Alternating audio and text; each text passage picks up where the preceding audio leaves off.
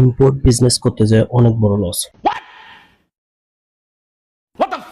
যদি আপনি স্যাম্পল না নিয়ে আসেন। আমার বায়ারের রিকোয়ারমেন্ট অনুযায়ী আমি 1000 পিস অর্ডার পাই, যেটা আমি ফার্স্টে স্যাম্পল নিয়ে আসছি চায়না থেকে মাত্র 7 দিনের মধ্যে। যদি আপনি স্যাম্পল না নিয়ে আসেন, তাহলে আপনি যদি কোয়ালিটি চেক না করেন, তাহলে মনে করেন আপনার পুরো অর্ডারটাই ক্যান্সেল হতে পারে, যেটা এই ভুলটা আমি প্রথমে করেছিলাম। কিন্তু এখন আমি প্রথমে স্যাম্পল নিয়ে আসছি, স্যাম্পল নিয়ে আসার পরে আমি নিজে চেক করব, তারপরে আমি আমার বড় অর্ডারটা দেব। তো দেখা যাক, অনেকগুলো জিনিসই দিয়েছে, এবার এটা আনবক্সিং করি। আচ্ছা, ওকে।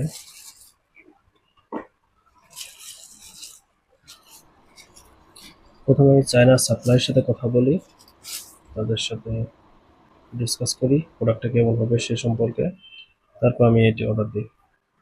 এটা লাইক আছে। A few moments later. প্রথমে অর্ডার করি।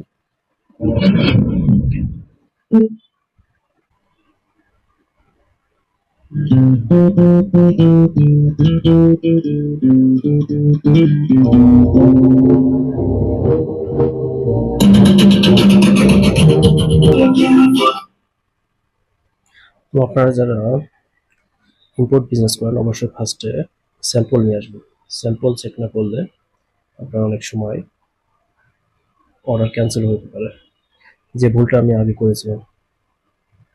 তো এটা একদমই রিজনেবল প্রাইস পড়ছে, যেহেতু আমি আরেকজনের বায়ারে দেবো 1000 পিস, উনি ব্যবসা করবে।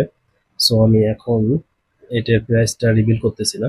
তবে আপনাদের যদি কারো কোনো প্রোডাক্ট চায়না থেকে আনতে হয় কিংবা সোর্সিং করতে হয় বিজনেস রিলেটেড, কমেন্টে জানাবেন। কিংবা আপনাদের যদি কোনো ম্যানুফ্যাকচারিং কোম্পানির লিস্ট লাগে, আপনার যে রিলেটেড প্রোডাক্ট বাংলাদেশে বিজনেস করেন, তাহলে আমাকে আমার কমেন্টে জানান, আমি আপনাদের সাথে যোগাযোগ করব, হেল্প করার চেষ্টা করব। ধন্যবাদ।